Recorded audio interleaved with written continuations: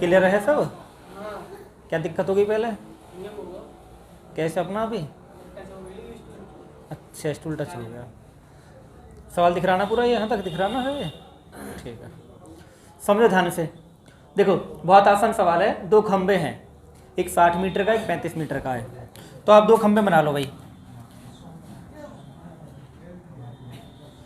ठीक, ये दो खंबे हो गए। ये कितने का भाई?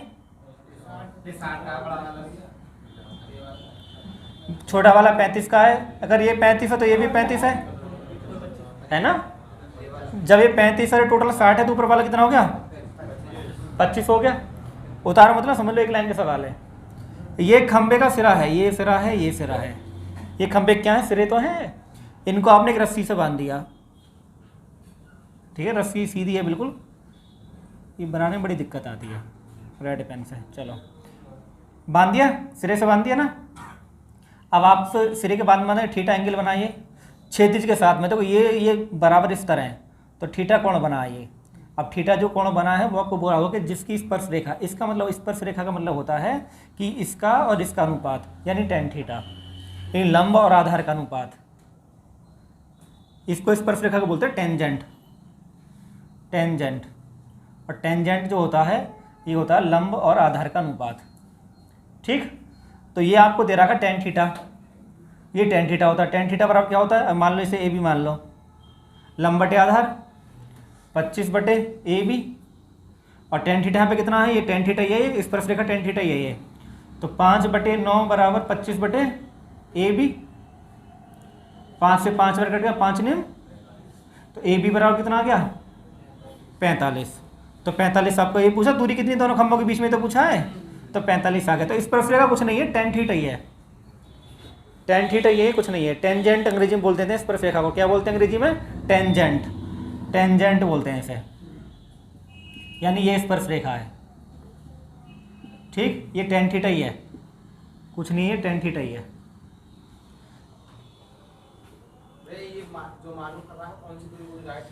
ये थीटा में दूरी ने पूछ के पूछ रहा कि यहाँ से यहाँ तक की दूरी कितनी है, ये दूरी कितनी दोनों खंभों के बीच की, यानी आधार पूछ रहा है, आधार पूछ रहा है। तो बहुत आसान है भाई, ये आ चुका है, एसएससी ने पूछा सवाल ये, और आज सब वो सवाल करवाएंगे जो पूछे गए हैं। ठीक, उतारो फटाफट से।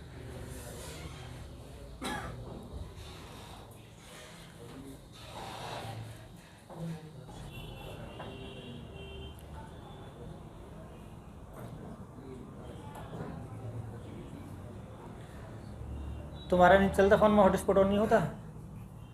वाईफाई हॉटस्पॉट दोनों उसके में हो जाता है ना, वो आया नहीं है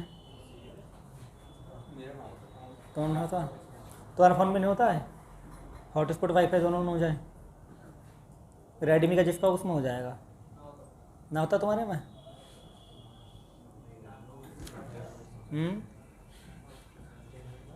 रेडमी में हो जाता, जिसका रेडमी का होगा उसका हो जाएगा। तुम्हारे में रेडमी का किसका है? हैं? अच्छा रियलमी है। इनका रियलमी दिखा तुम्हारा? रेडमी में होता है ना खाली। रेडमी का किसका तुम्हारा यहाँ पे?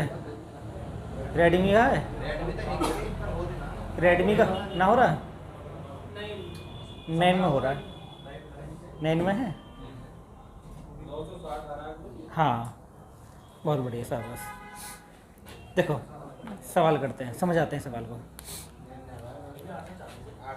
नहीं मैं बताता हूँ, इसमें बहुत आसान चीज़ है।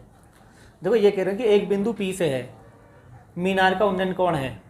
ये मान लो आपने कोई वो बनाया, आपने ये मीनार बनाई और मीनार से एक कोण लिया इस तरह से, और कोण लेने के बाद में ये बिंदु P है, ये थीटा कोण है, और मैंने कहा कि tan थीटा होता है। जब भी आपको टेंजेंट बोलेगा तो tan थीटा है, और tan थीटा का मतलब ये है कि लंब बटे आधार होता है।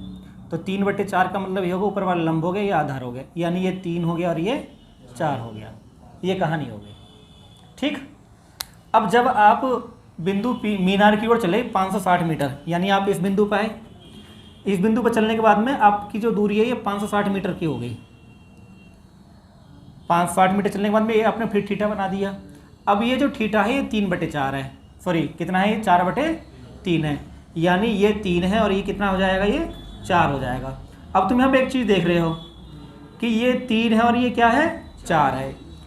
या तो ये 3 ही हो या 4 ही हो, यानी एक भुजा के 2 मान नहीं हो सकते ना, एक भुजा के 2 मान नहीं हो सकते। तो 3 और 4 का एलसीएम होता है 12।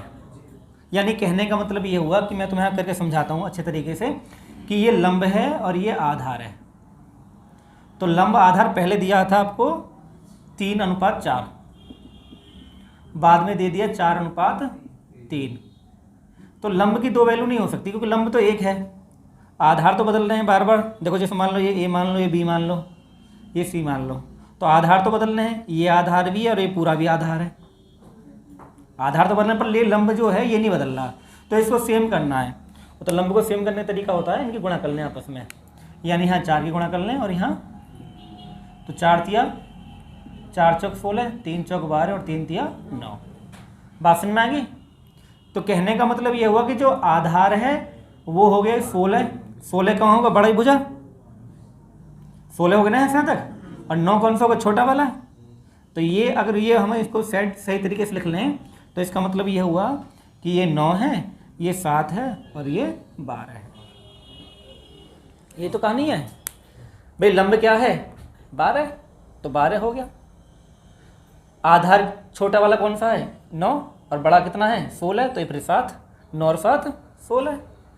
कोई दिक्कत तो नहीं है, पहले समझ लो आराम से, कोई परेशानी हो। देखो मीनार 1 है तो ऊंचाई 1 रहेगी। एक बार कह रहा 3, एक बार 4 कह रहा 4 है, तो हमने उनको 1 कर लिया। जब 1 करेंगे फिर ये भी बदलेंगे, तो 4 तिया 12, 3 चौक 12, 1 हो गई ऊंचाई। अब देखो आधार के मान बदल गए, एक का आ गया 16, 16 किसका, यहाँ से यहाँ तक का, और छोटा वाला कितना 9। तो जब ये 9 है फिर ये 7 है, तब तो 16 बैठेगा, 9 और 7 16। आपको 7 का मान दे रखा 560, 7 का मान कितना है, 9 का मान पूछा है, तो 7 का मान है भैया 560, तो 9 का मान पूछा है। 9 का पूछा है, किसका पूछा है, ऊंचाई पूछी है, मीनार की ऊंचाई क्या है, सॉरी मीनार की ऊंचाई पूछी है, तो ऊंचाई नहीं 12 का मान पूछा है। तो 12 की गुणा और 7 का भाग, 7 अट्ठे 56 और 12 अट्ठे 960 हमारा उत्तर आ गया। ठीक है, तो इन सवालों में तुम टेंजेंट भी सीख गए हो, इनका यूज भी करना सीख गए हो।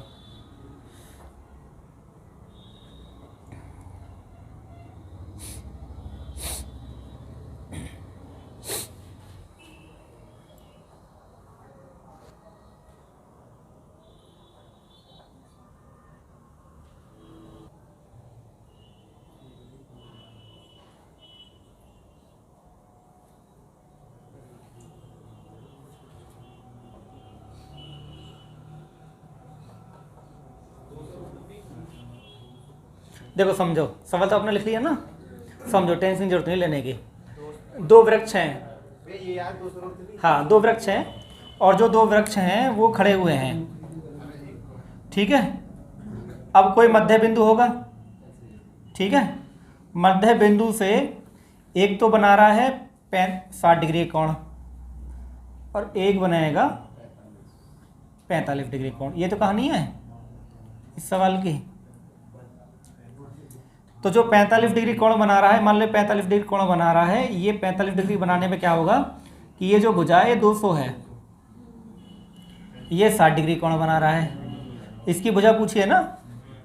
बहुत आसान सवाल है, देखो भाई आसान कैसे है कि ये 45 है, तो 45 में ये 1 होता है, ये भी 1 होता है, 60 में ये √3 होता है, ये 1 होता है, 1 का मान कितना है 200, वैसे भी मध्य बिंदु है तो इसका मान भी 200, इसका मान भी 200, √3 का मान पूछा है, यानी 1 का जो मान है वो 200 है, क्योंकि 45 में बराबर होते हैं ना, 1 1 होते हैं, और 60 में क्या होता है √3 होता है, 1 होता है ना। तो हमें 1 का मान दे रखा 200, 1 का मान 200 ना, ये भी 1 है 45 में और ये भी 1 होता है, तो 1 का मान कितना है 200, 200। तो √3 का मान पूछा, तो जिसका मान पूछते हैं उसको गुणा कर देते हैं, और 1 का भाग 200 √3 आपका उत्तर आ गया। हो गया सवाल। हाँ 400 से हो जाएगा, 2 का मान 400, 2 का मान 400, तो √3 का मान कितना, हाँ हाँ कोई दिक्कत नहीं है।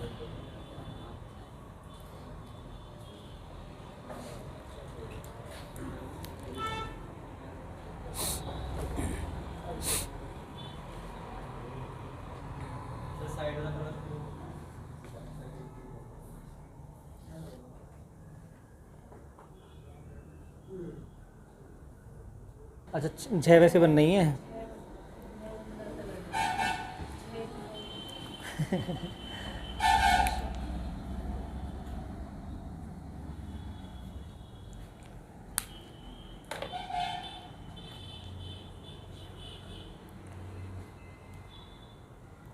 हाँ जी, देशवासियों,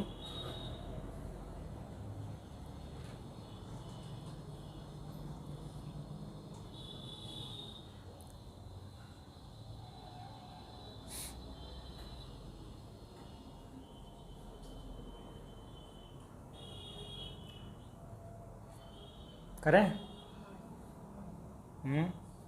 क्या कहते हैं, कराएंगे? देखो टाइप बिल्कुल चेंज है, लेकिन आसान टाइप है, बहुत मुश्किल नहीं है। हमसे पूछा गया गुब्बारे की गति, गति का फॉर्मूला क्या होता है बताइए? चाल बराबर क्या होता है? दूरी बटे समय है। ठीक है, तो हमें ये जानना है कि भाई चाल बराबर क्या है। तो चाल बराबर होता है दूरी बटे समय। तो चाल बराबर दूरी बटे समय। तो आपको दूरी चाहिए, समय आपको दे रखा है, दूरी आपको निकालनी है। अब गुब्बारे को आप कैसे छोड़ेंगे? जब गुब्बारा आप छोड़ेंगे तो ऊपर जाएगा सीधा, ऐसे तो जाएगा, ऐसे चला जाएगा। गुब्बारा आपने छोड़ा, गुब्बारा ऐसे जा रहा है, एंगल बना के नहीं जाएगा, पहला गुब्बारा ऊपर जाएगा, हवा में चलता रहेगा। ये तो आप जानते हैं, सीधी सी बात है। ठीक है, तो गुब्बारा आपने एक बिंदु से छोड़ा है, बिंदु पी से छोड़ा, तो बिंदु पी हो गया, तो गुब्बारा आपने ऊपर छोड़ दिया, गुब्बारा छोड़ दिया। तो एक बिंदु पी से दूरी पर, जैसे एक बिंदु दूरी यहाँ पे है, तो 450√3 मीटर की दूरी है ये। तो यहाँ पे कोई समीक्षक नहीं, देखने वाला बंदा है, जो देख रहा है वो इसे कितने डिग्री पर देख रहा है? 60 डिग्री पर। जो कोण बनाया है 60 डिग्री का बनाया है ये। यहाँ बात समझ में आ गई? भाई आपने गुब्बारा छोड़ा तो गुब्बारा ऊपर जाएगा, यानी गुब्बारा आपने छोड़ा यहाँ से यहाँ तक जाएगा, तो ये दूरी है। ये क्या है? गुब्बारे के लिए दूरी है ये। ठीक है, अब आपको दूरी चाहिए। आपको पता है कि tan 60 पे क्या होता है? ये √3 होता है, ये 1 होता है। 1 का मान आपको दे रखा है, 1 का मान कितना है? 450√3। तो √3 का मान कितना होगा? तो √3 की गुणा और 1 का भाग, तो 450 गुणा 3 हो गया। ये जितना भी आ जाएगा √3 गुणा √3 हो गया। तो दूरी आ गई भाई। अब दूरी आ गई, आपसे क्या पूछा है? चाल। समय आपको दे रखा है, 6 मिनट लगे हैं इस काम में, है ना? तो समय, दूरी बराबर क्या है? तो चाल बराबर क्या है? तो 450 गुणा 3। समय कितना है भैया? 6 मिनट। 6 मिनट को सेकंड बनाओ तो 60 की गुणा कर दोगे। अब सेकंड 15 चौका 60, 15 × 45, 6 पंजे 5 × 15, 15/4 का मतलब होता है 3.75 मीटर प्रति सेकंड। तो ये आपका आंसर भी हो गया।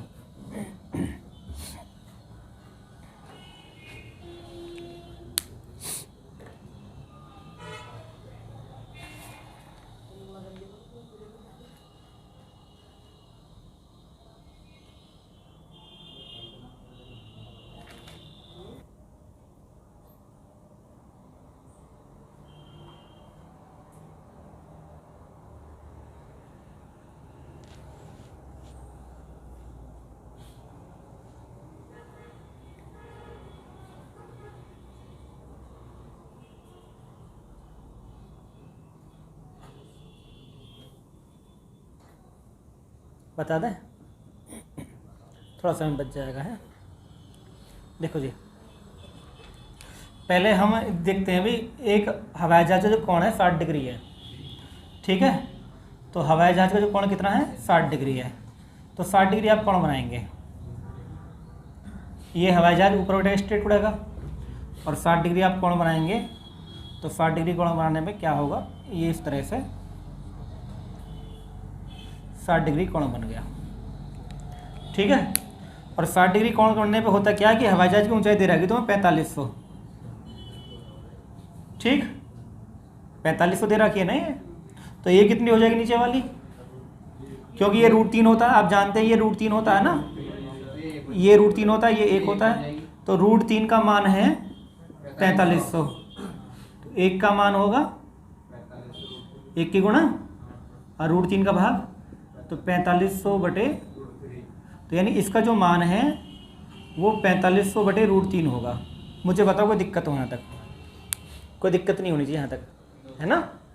कि अगर हम ये tan 60 की बात करते हैं, ये 4500, तो ये 4500 बटे √3 होगा। अब होता क्या है कि हवाई जहाज़ इस तरह से आएगा, आगे की तरफ आएगा। तो हवाई जहाज़ जब आगे की तरफ आता है,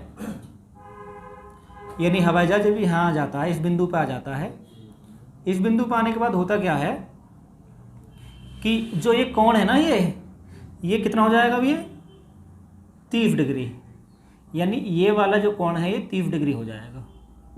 अब 30 डिग्री जब कोण होगा तो 30 डिग्री वाला कोण ऐसे बनेगा। देखो समझो कैसे बनेगा 30 डिग्री वाला कोण। ये वाली कंडीशन होगी 30 डिग्री की। तो 30 डिग्री पे क्या होगा? जब ये 30 डिग्री होता है तो 30 डिग्री पे क्या होता है? ये वैल्यू कितनी होती है? 1। ये वैल्यू कितनी होती है? √3। तो आपको 1 का मान दे रखा है क्योंकि 4500 ना ये, तो 1 का मान कितना है? 4500। तो √3 का मान कितना है? √3 की गुणा, तो 4500 √3। यानी कहने का मतलब ये हुआ कि यहाँ से यहाँ तक की जो पूरी दूरी है ये कितनी होगी? 4500। यानी ये जो दूरी है ये कितनी होगी? 4500 √3। कोई तकलीफ यहाँ तक? ठीक है, ये 45 से बना हुआ है, ये वाला हिस्सा 45 से बना हुआ। अब मुझे बताओ अगर आपको ये दूरी निकालनी है तो कैसे निकालोगे? भाई टोटल यहाँ से यहाँ तक है 4500 √3, ये 4500 √3, यानी इसमें से इस पूरी बड़ी संख्या में से इस वाले को हटा दूँ तो ये आ जाएगा। कहने का मतलब ये हुआ कि 4500 √3 माइनस के 4500 बटे √3, 4500 कॉमन आ जाएगा, √3 माइनस के 1/√3। कोई दिक्कत नहीं यहाँ तक? ये दूरी आ गई। चाल पूछनी है तो चाल बराबर क्या होता है? चाल बराबर क्या होता है? दूरी बटे समय। दूरी हमारे पास है ऑलरेडी, इसे हम सॉल्व भी कर लेंगे। √3 में √3 गुणा करेंगे तो 3, 900, 9000 बटे √3, यानी दूरी हो जाएगी हमारी 9000 बटे √3। समय कितना दे रखा भाई? समय भी होगा इसमें 30 सेकंड। नहीं 30 सेकंड नहीं है, तो समय कहाँ देखो? अच्छा उधर लिखा हुआ 30 सेकंड। हाँ ये रहा, दिखने में थोड़ी दिक्कत हो रही थी। 30 सेकंड है तो 30 का भाग करेंगे, तो 30 का भाग करोगे 30 से कट जाएगा ये भाई। कितनी बार? 300 बार। तो 300 बटे √3, √3 के ऊपर नीचे गुणा कर दो, तो √3 वाला 3 होता है, 3 से कटेगा 100 बार, तो 100 √3। ये तो पता ही सॉल्व करेंगे। √3 में √3 2, मतलब 3 में से गए 2 हो गया ना ये, यानी हो गया 4500 गुणा 2 बटे √3, यानी 9000 बटे √3। ये वाली चीज़ यहाँ पे हो गई। ठीक, हाँ डायग्राम कोई तो बनाना है, कला है इसमें कि हवाई जहाज आप कैसे उड़ाएंगे। हाँ सही उड़ा रहे हैं, बिल्कुल कोई दिक्कत नहीं है, ऐसे ही उड़ेगा हवाई जहाज। हाँ हवा उल्टी चलती है तब होता है।